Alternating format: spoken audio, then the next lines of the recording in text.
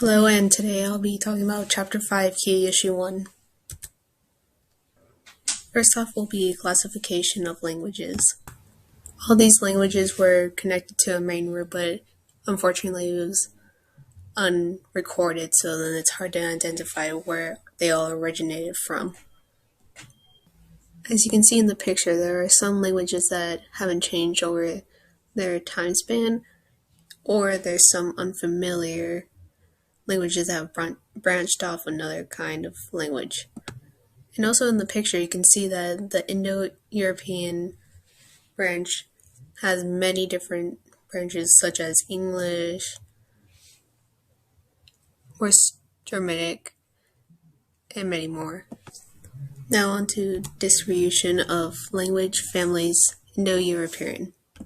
Indo-European is one of the most widely used family language groups in the world. It is mostly found in Europe and South Asia, North, and Latin America. There is a very small percentage of people that speak a certain language that had branched off from either Indo-European or Sino-Tibetan. Next is Sino-Tibetan. Sino-Tibetan is mainly found in China with a population of 1.3 billion people who have actually used this language, which branched off of it. Languages in China come from the Sinitic branch of the Sino-Tibetan group. There are also several smaller countries in Southeast Asia that also use languages that branched off from Sino-Tibetan. There is actually more than one kind of language used in China, but 3/4 of China uses Mandarin since it is the most common language there. Now on to Afro-Asiatic. Arabic is one of the major languages in the Afro-Asiatic family.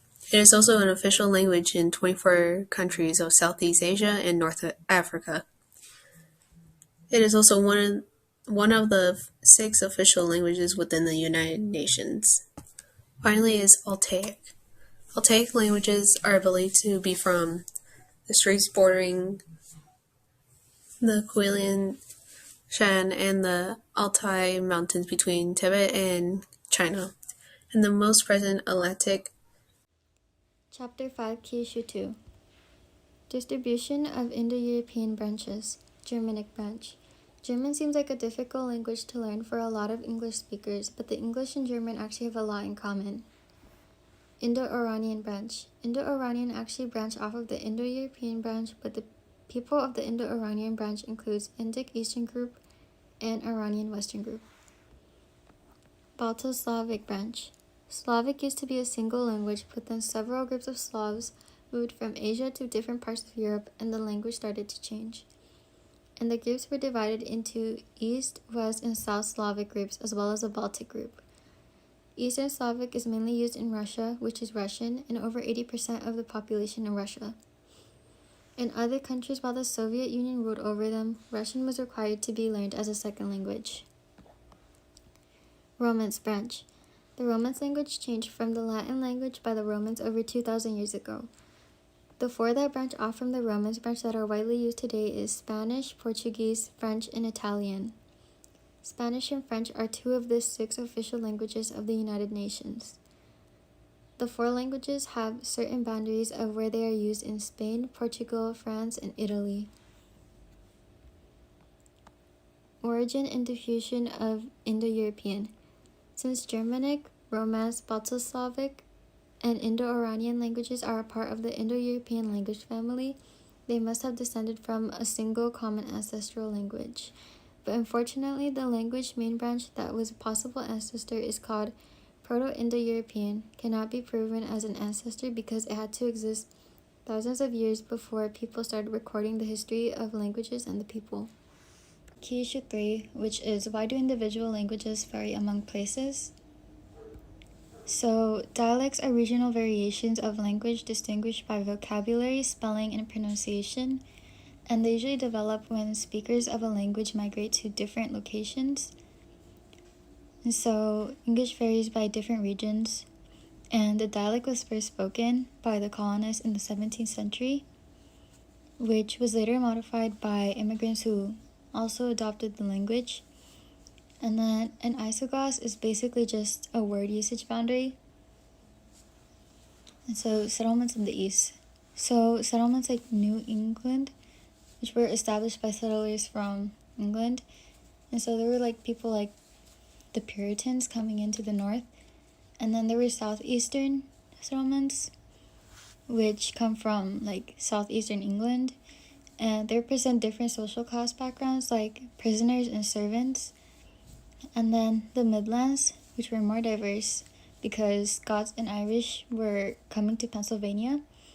And then colonies were attracting Germans, Dutch, and Swedish immigrants. And then the four major dialect regions are the South, North, West, and the Midlands. And then dialect differences are like the media. So like television and the radio can be a big influence on language. And regional dialects persist. So like, for example, the word for soft drinks, it could be called different things in other parts of the country. So like, it could be called soda, pop, or Coke. And then pronunciation depends on the region. So for example, the southern dialect can make words into like 2 different syllables, while the northeastern dialect drops the R sound for certain words.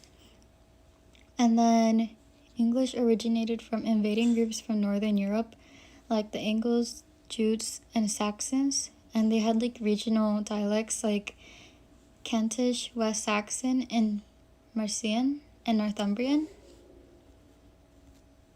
And then in languages with multiple dialects, they have a certain dialect as a standard language, which is recognized and established for things such as government, business, education, and mass communication. And in England, the standard language is received pronunciation, which is usually used for like politicians, broadcasters, and actors, and they were used by upper class residents. And then it was diffused from universities like Cambridge and Oxford, and it was also diffused by grammar books and dictionaries. And then British and American English dialects. English in America is different from English in England because of isolation, and they differ in ways such as vocabulary, spelling, and pronunciation. Vocabulary differs because settlers encountered new things in the New World. And then spelling is different because Noah Webster was determined to develop a unique dialect of English, so it included spelling differences like removing the U in some words. And then the Romance branch dialects. Countries like Spain and France contained a lot of dialects in the Middle Ages, like Castilian. The official language of Spain is now Spanish, and Portuguese developed as a separate language. And they have both achieved worldwide importance because Spanish has become the official language of like 18 Latin American states, while Portuguese is spoken in Brazil. And then 90% of like speakers are like living outside of Europe, so like Central and South America. And then the languages were diffused by Spanish and Portuguese explorers. And then lastly are Creole languages. So Creole or Creolized language is a language that results from the mixing of the colonizer's language and indigenous language.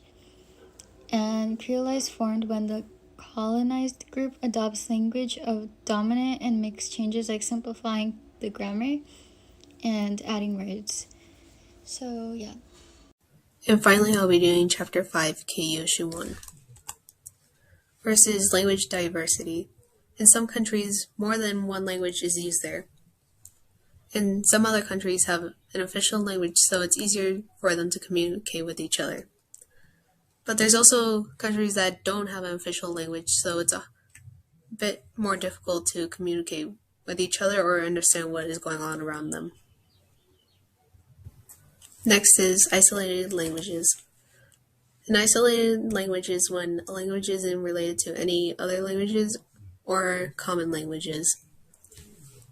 Isolated languages have some similarities and differences from common languages. Isolated languages are used by a certain group of people that have learned it from a very young age. The number of people using isolated languages increases since they don't really communicate with the outside world. Next is extinct languages. There are thousands of extinct languages that were either used long ago or recently became extinct. These languages became extinct because either they stopped teaching language to their children or because of pop culture. With pop culture, that people have to retrieve items that they need since it's hard to find nowadays, or they can't grow it.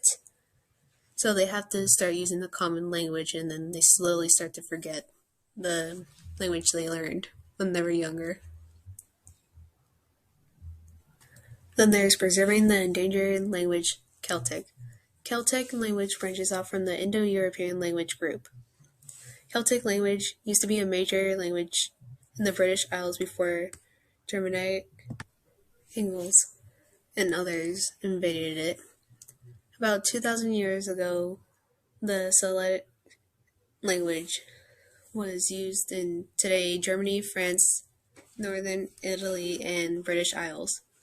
Today, the Celtic language only survives in remote locations such as Scotland, Wales, Ireland, and on the Brittany Peninsula of France. Finally is global dominance of English. English is one of the most common languages used around the world. There are 67 different countries in the world that have used English as their official language, such as India, Australia, and many more. English is used by the government so they can communicate with each other, also to arrange international trades, and much more. And that's the end of Chapter 5, Kyushu 4.